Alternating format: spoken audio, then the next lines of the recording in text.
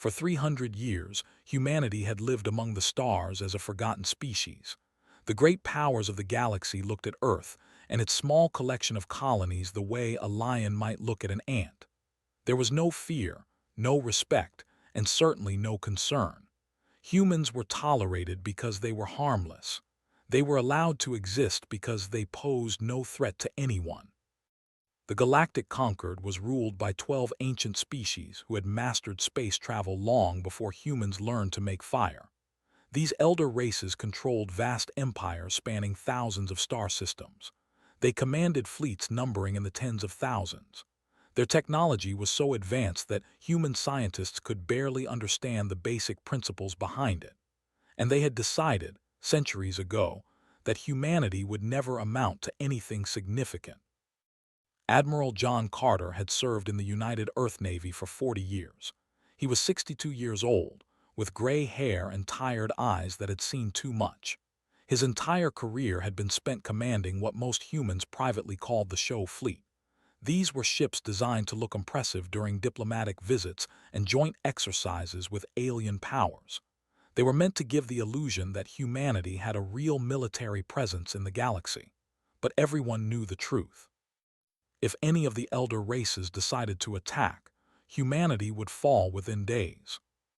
Carter stood on the bridge of the carrier Resolute, watching a diplomatic convoy pass through the Velar system. His ship was one of the largest in the human fleet, carrying a crew of 3,000 and enough fighters to make a decent showing in a small skirmish. Against the Dominion or the Republic, it would last perhaps 20 minutes before being reduced to floating debris. Lieutenant Wright, his communications officer, looked up from his console with concern on his face. He was a young man, barely 30, who still believed that humanity might one day earn respect through peaceful cooperation with the elder races. Carter had believed the same thing once, a long time ago. "Admiral, we are receiving a priority transmission from Secretary Bell," Wright announced. "It is marked urgent and encrypted at the highest level." Carter felt his stomach tighten. Bell was the Secretary of Unified Earth Command, the civilian leader responsible for all military operations across human space. A priority message from her office meant something had gone terribly wrong.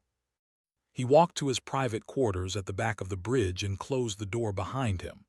The room was small and Spartan, containing only a desk, a chair, and a screen for private communications. He sat down and accepted the encrypted call. Bell appeared on screen. She was a woman in her late 50s, with sharp features and silver hair cut short in a practical style. She had served as secretary for 12 years, guiding humanity through countless diplomatic crises with the elder races. Carter had never seen her look so serious. "John, we have a situation," she said without any greeting. "The Dominion has issued an ultimatum. They are demanding that we surrender all colonies beyond the boundary within 30 standard days. If we refuse, they will take them by force." Carter leaned back in his chair, processing the information. The boundary marked the edge of what the Concord officially recognized as human territory. Beyond it lay 7 colony worlds with a combined population of nearly 10 billion people. They had been eyeing those worlds for decades, but the Concord's rules had prevented direct action. "They are calling our bluff," Carter said quietly.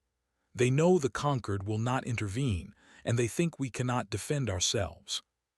"That is exactly what they think," Bell replied. "And based on our official military strength, they are absolutely correct. Our entire Navy could not hold a single one of those colonies against an assault fleet." Carter nodded slowly. He understood the mathematics of the situation. They commanded over 50,000 warships, each one more powerful than anything in the human fleet. They could send a fraction of their forces and still overwhelm every ship humanity possessed. "So what do we do?" he asked. "Evacuate the colonies, surrender them peacefully, and hope to treat our people well?" Bell allowed herself a thin smile, the first hint of emotion she had shown since the conversation began. "No, John, we do something else entirely. something that has been planned for a very long time. She paused, seeming to weigh her next words carefully. You are being reassigned, effective immediately. Report to Station Erebus in the Void Sector. Your new orders will be waiting for you there. Carter frowned. He had never heard of Station Erebus, and the Void Sector was one of the most remote regions of space humanity had ever explored. It was a vast stretch of empty darkness between the spiral arms of the galaxy, containing no stars, no planets, and no reason for anyone to go there. "What is Station Erebus?" he asked. "I have served in the Navy for 4 decades and I have never heard that name." Bell's smile widened slightly. "That is because it has been classified at the highest possible level since before you were born. Only a handful of people in the entire government know it exists." She leaned forward, her eyes intense. "John, have you ever heard rumors about the Titans?" Carter's breath caught in his throat. The Titans were a legend among senior naval officers, a story told in whispers during late nights and private gatherings. They were supposed to be humanity's secret weapon, a fleet of impossibly large warships hidden somewhere in the depths of space. Most officers dismissed the stories as wishful thinking, a comforting fantasy that made the reality of human weakness easier to bear. "I have heard the stories," Carter admitted. "I always assumed they were just myths, something to make us feel better about our situation." "They are not myths," Bell said simply. "The Titans are real, John. They have been real for 250 years, and it is time to wake them up." Carter sat in stunned silence, unable to find words. His entire understanding of humanity's position in the galaxy was shifting beneath him like sand in a storm. "Go to Station Erebus," Bell continued. "See the truth for yourself, and then prepare to do what no human has ever done before." She paused, her expression hardening with determination. "We are going to show the galaxy what humanity is really capable of." The screen went dark, leaving Carter alone with his thoughts. Outside his window, the stars continued their eternal dance, indifferent to the chaos unfolding among the tiny creatures who dared to travel between them. Somewhere out there, hidden in the darkest corner of space, humanity's greatest secret waited to be revealed. Carter stood up and straightened his uniform. Whatever was waiting for him at Station Erebus, he knew that nothing would ever be the same again. The galaxy thought it knew everything about humanity. The galaxy was wrong. The journey to the Void Sector took 14 days. Admiral John Carter traveled alone in a small transport ship, following coordinates that led him farther from civilization than any official mission had ever taken him. The stars grew sparse, then disappeared entirely, leaving nothing but endless darkness in every direction. Carter had spent his entire life among the stars, but he had never experienced true emptiness like this. There were no navigation beacons, no passing ships, no distant suns to provide comfort. He was flying through a region of space that most species avoided simply because there was nothing there worth finding. On the 15th day, his sensors detected something ahead. At first, he thought it was a glitch in his equipment. The reading suggested a structure larger than most moons, floating in the absolute darkness of the void. But when he looked through his viewport, he saw only black emptiness. Then the emptiness spoke to him. "Unidentified vessel, you are entering restricted space," a calm female voice announced over his communications system. "Transmit authorization codes immediately or you will be destroyed." Carter entered the codes that Secretary Bell had given him. There was a moment of silence, and then the voice returned with a warmer tone. "Authorization confirmed. Welcome to Station Erebus, Admiral Carter. Please follow the guidance beacon to Docking Bay 7. A small light appeared in the darkness ahead, blinking steadily. Carter adjusted his course to follow it, and as he drew closer, something remarkable happened. The emptiness in front of him began to shimmer and dissolve, revealing a structure so massive that his mind struggled to comprehend it. Station Erebus was not just a military base. It was a small world unto itself, a complex of interconnected platforms and habitats stretching across hundreds of kilometers. Lights glittered across its surface like stars, and Carter could see thousands of smaller vessels moving between its various sections. The entire station had been hidden behind some kind of holographic shroud, invisible to any sensors or observers who might accidentally wander into the void. Carter docked his ship and stepped out into a hangar bay larger than most cities he had visited. Crews of technicians moved with purpose around him, working on equipment he did not recognize. The technology here was decades ahead of anything he had seen in the regular fleet. A woman approached him with confident strides. She wore a uniform similar to his own, but with insignia he had never encountered. Her name tag identified her as Commander Lisa Monroe. "Admiral Carter, welcome to Erebus," she said, extending her hand. "I will be serving as your executive officer aboard the Goliath." Carter shook her hand, still trying to process everything around him. "The Goliath, that is one of them, one of the Titans." Monroe smiled slightly. "The first of 7, sir. Please follow me. There is much you need to see." She led him through corridors that seemed to stretch on forever. They passed laboratories filled with scientists working on projects Carter could not begin to understand. They walked through training facilities, where soldiers practiced combat techniques that looked more like science fiction than military protocol. Everything here had been designed with a purpose that went far beyond normal military operations. "How long has this place existed?" Carter asked as they walked. "Station Erebus was established 250 years ago," Monroe explained. "It was humanity's response to a simple truth that our leaders understood from the moment we made first contact with the elder races. The galaxy does not respect peace or diplomacy.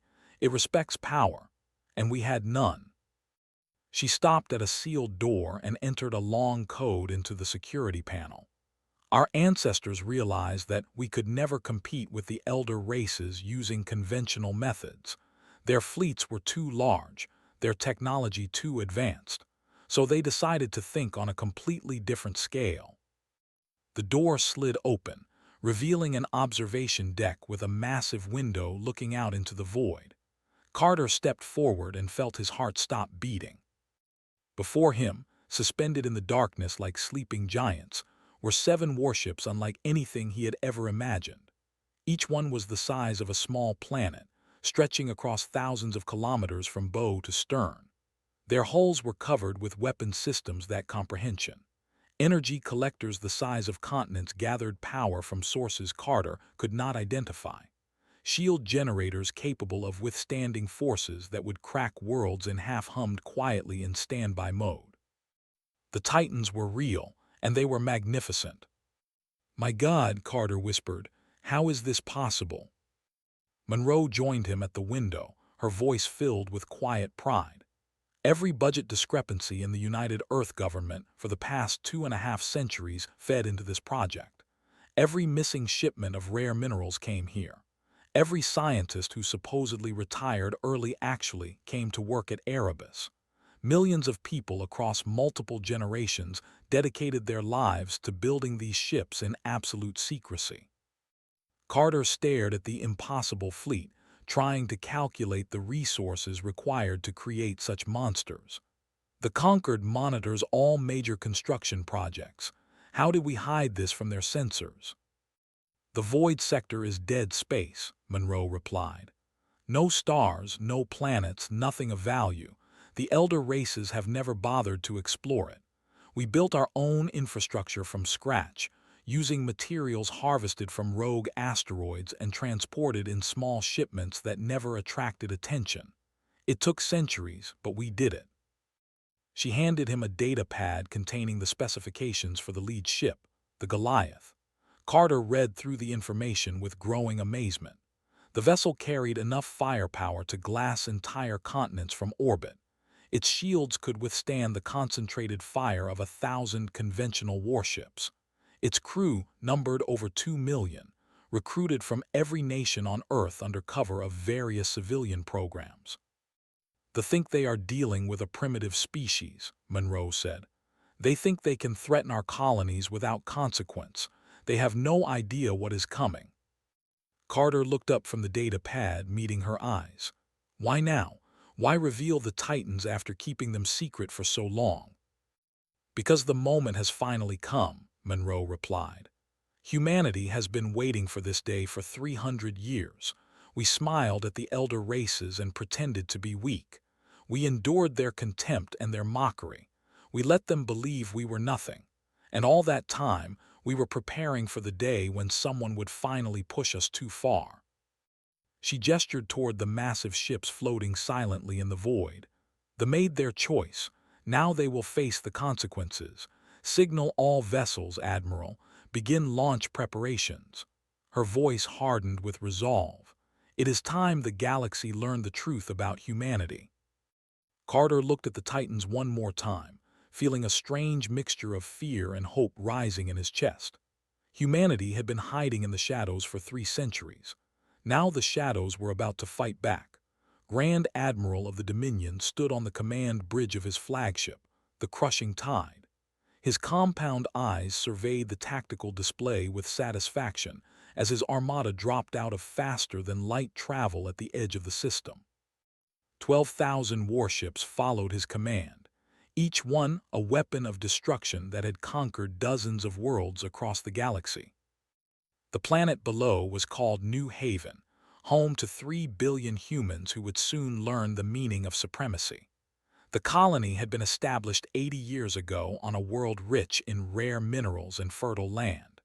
The conquered's rules had protected it from conquest, but those rules meant nothing when no one was willing to enforce them. Mandibles clicked together in anticipation. This would be the easiest victory of his long career. The humans had no real military to speak of. Their pathetic fleet would crumble before the might of the Dominion, and then the real work of occupation could begin. "Grand Admiral," his censor officer reported, "the humans have deployed their defense fleet, 200 vessels holding position near the 4th planet." Let out a sound that passed for laughter among his species. 200 ships against 12,000. The humans were either brave beyond reason or stupid beyond measure. Perhaps both. "Open a channel to their commander," he ordered. "I want them to hear what is coming before they die." The flickered and displayed a human female in a crisp military uniform.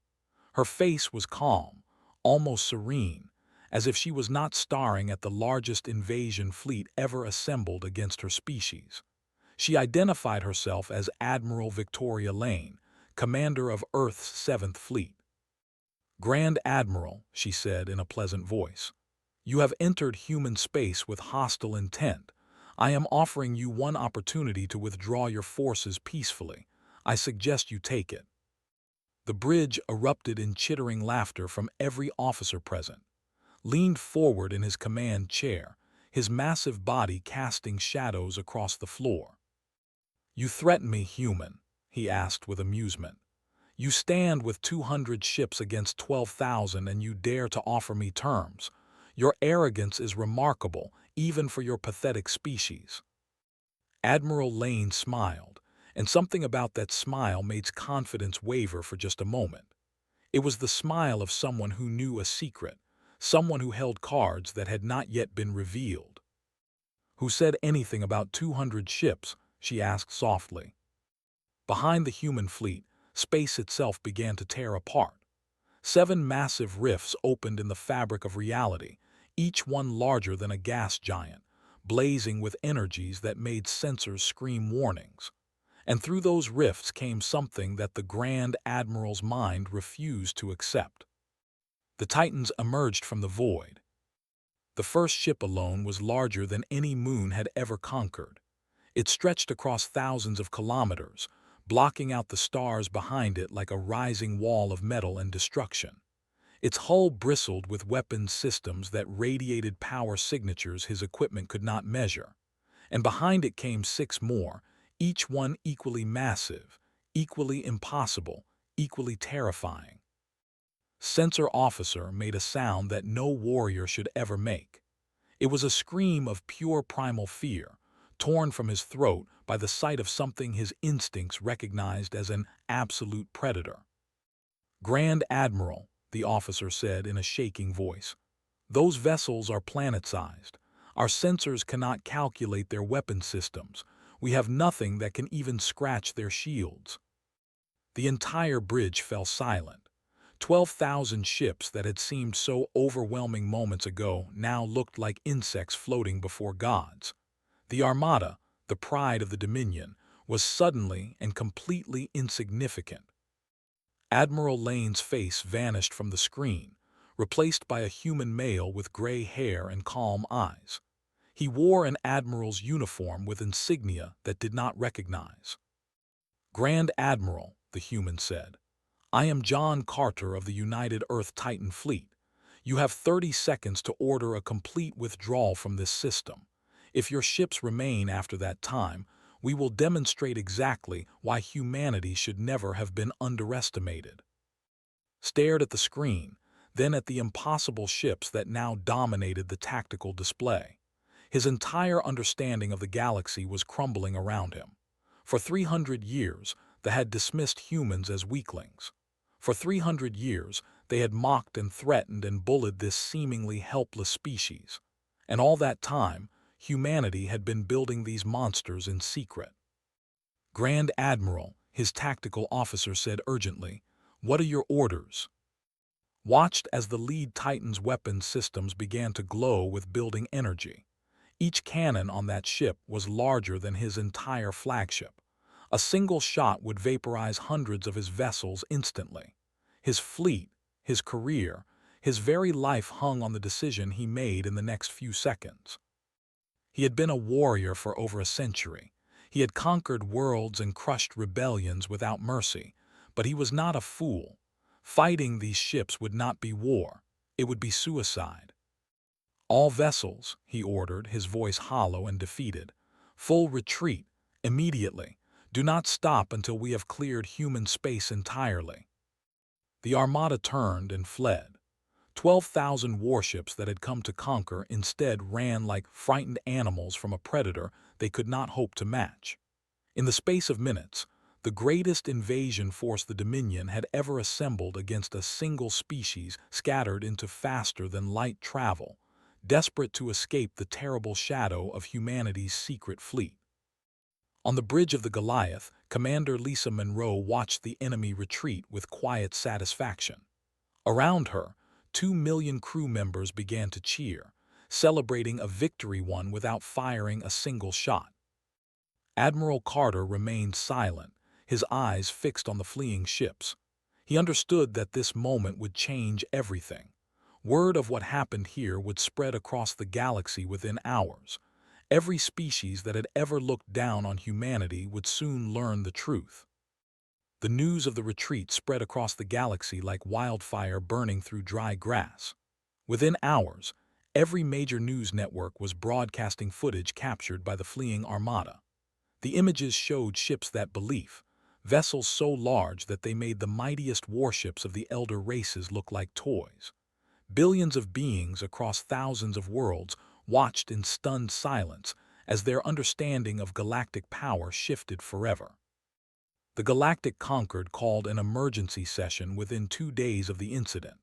For the first time in 3 centuries, representatives from all 12 ruling species gathered to discuss a single topic.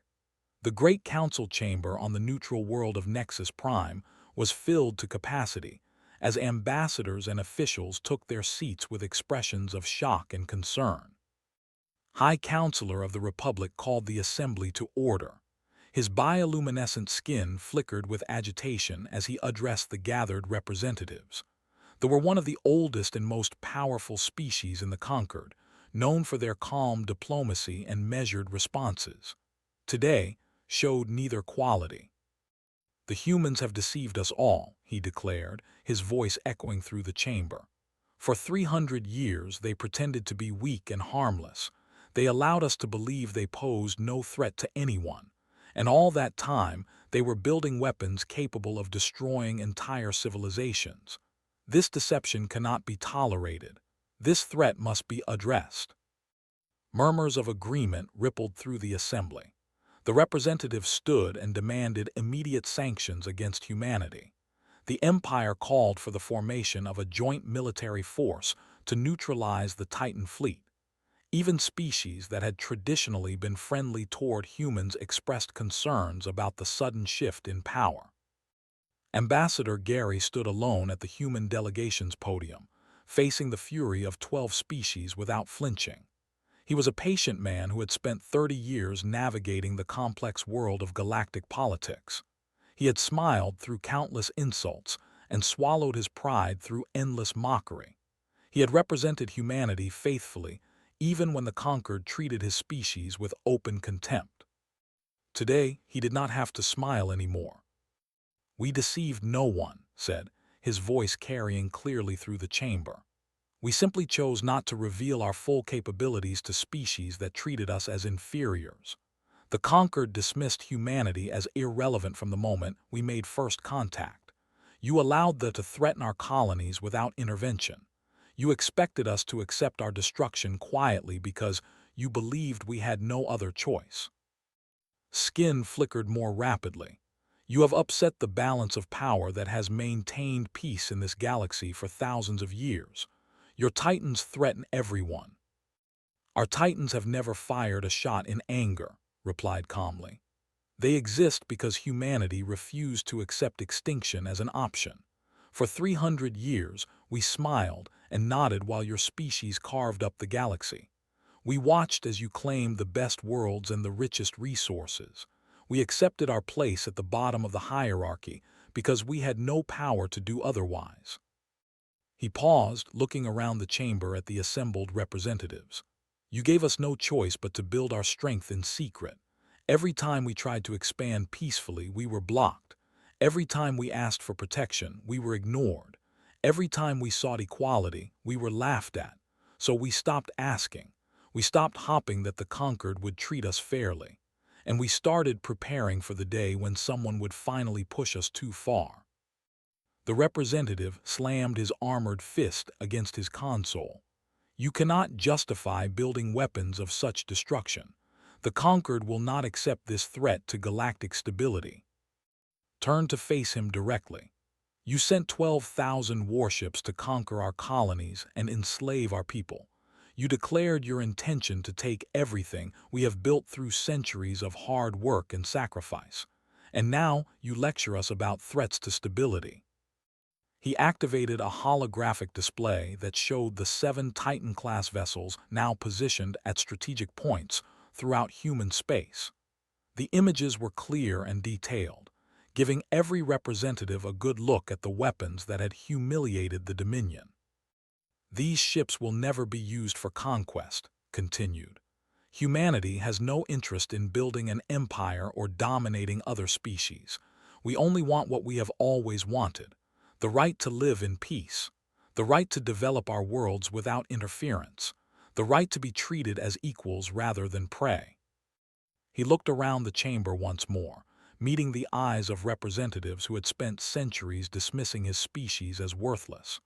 "The days of humanity being a convenient target are over. We will defend every human world, every colony, every citizen. Any species that threatens us will face the consequences. That is not a threat. It is simply a fact." The council chamber fell into uneasy silence. For the first time, the elder races were looking at humanity not with condescension but with something approaching respect. And beneath that respect, there was fear. Commander Cole watched the broadcast from the Goliath's bridge, standing beside Admiral Carter. The crew had gathered in common areas throughout the ship to witness the historic moment. 2 million humans holding their breath as their ambassador confronted the powers that had ruled the galaxy for. "Do you think they will accept it, sir?" Cole asked quietly. Carter watched the alien representatives conferring in hurried whispers on screen. Some looked angry, some looked frightened. A few seemed almost impressed by humanity's audacity, but none of them looked ready to challenge the species that now commanded planet-sized warships. "They do not have much choice," Carter replied. "We just changed the rules of the game. They can either accept the new reality or start a war they cannot win. On the screen, High Counselor called for order and announced that the Conquered would recess to discuss humanity's new status. The session would resume in 3 days, giving the elder races time to process what had happened and decide how to respond. As the broadcast ended, Carter turned to address his crew. "Whatever happens next, remember why we are here. We did not build these ships to conquer. We built them to survive. Every one of us carries the hopes of humanity on our shoulders. Do not let them down." The crew responded with quiet determination. They understood the weight of their responsibility. The galaxy was watching, and humanity's future depended on what happened in the days ahead. 6 months had passed since the confrontation and the galaxy had settled into an uneasy new equilibrium. The old order that had dominated civilized space for thousands of years was crumbling, replaced by something new and uncertain. Species that had once considered themselves masters of the stars now looked over their shoulders, wondering what other secrets might be hiding in the darkness. The Dominion had formally withdrawn all territorial claims against human colonies within weeks of their humiliating retreat. Grand Admiral had been stripped of his rank and exiled to a distant moon where he would spend the rest of his days in disgrace. The Dominion's leaders signed a non-aggression treaty with humanity that would have been unthinkable just a year earlier. They agreed to respect human borders, pay reparations for the attempted invasion, and recognize humanity as a sovereign power equal to any species in the conquered. Other races followed quickly. The Republic requested trade agreements and scientific exchanges. The Empire proposed mutual defense pacts. Species that had once refused to even acknowledge human ambassadors now competed for their attention and favor. The transformation was so complete that it seemed almost unreal. Admiral John Carter stood in the Memorial Garden aboard Station Erebus, looking at the monument that had been erected in the heart of the facility. It was a simple structure made of black stone, covered with the names of every person who had contributed to the Titan project over the past 2.5 centuries. There were millions of names carved into that stone, representing engineers and scientists, soldiers and civilians, dreamers and builders who had dedicated their lives to a vision they would never see completed. Most of them had died before the Titans ever left the construction yards. They had worked in secret, sacrificed careers and relationships and normal lives, all for a project whose purpose they believed incompletely. They had trusted that future generations would carry on their work, and that one day humanity would stand tall among the stars. Carter reached out and touched one of the names. It belonged to his grandfather, a young engineer who had been recruited to work on the Goliath's power systems nearly a century ago. The old man had died when Carter was just a child, never revealing the true nature of his work. Only now did Carter understand the legacy his family had left him. Secretary Bell joined him at the memorial, carrying 2 glasses of whiskey from Earth. She handed him one and raised her own in a silent toast to those who had come before. They drank together in comfortable silence, letting the moment speak for itself. "The Conquered has formally requested a summit meeting," Bell said eventually. "They want to discuss integrating humanity into the Council as a founding member, equal status with the elder races, full voting rights on all matters of galactic policy." Carter smiled grimly. Amazing how quickly attitudes change when you are no longer weak. "That is the lesson, is it not?" Bell gazed at the stars visible through the observation dome above the garden. "The galaxy does not reward kindness or cooperation or good intentions. It rewards strength. We learned that the hard way during our first contact, when the Conquered looked at us and saw only prey. We spent 3 centuries making sure we would never have to learn that lesson again." She turned to face him directly. "You did good work out there, John. You and your crew. The way you handled the situation, giving them a chance to retreat rather than destroying them outright, that showed the galaxy that humanity is not interested in conquest. We want peace, but we are willing to fight for it." Carter nodded slowly. "We came close to opening fire.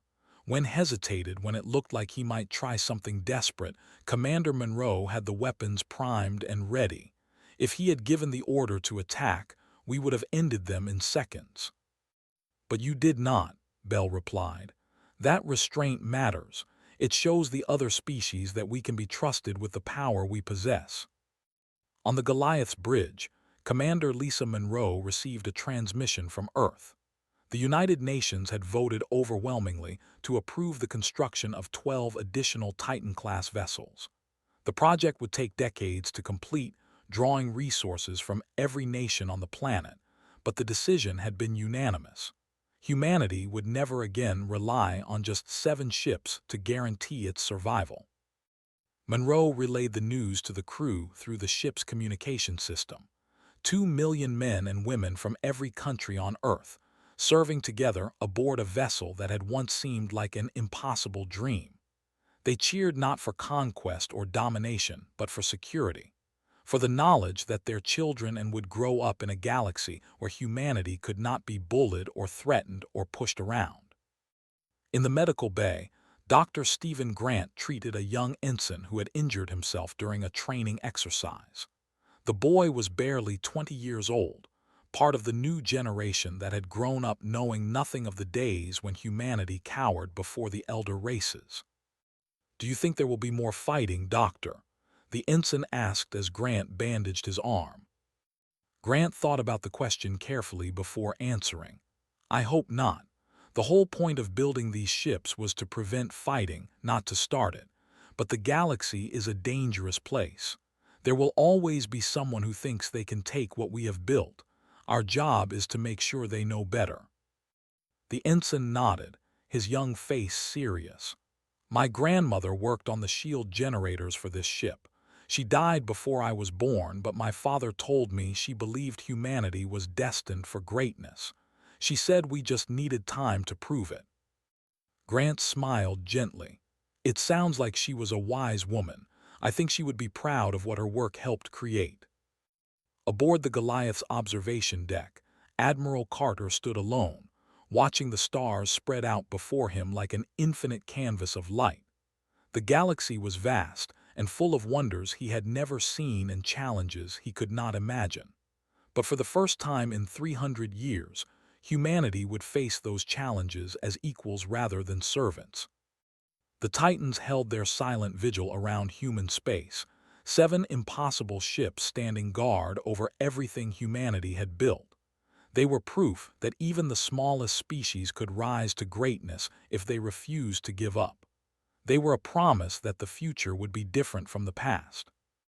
The galaxy had been caught off guard by humanity's secret, but this was only the beginning. The universe was infinite, and humanity was finally ready to explore it without fear. Carter smiled as he watched the stars. Whatever came next, he knew one thing for certain. Humanity would face it together, and humanity would endure.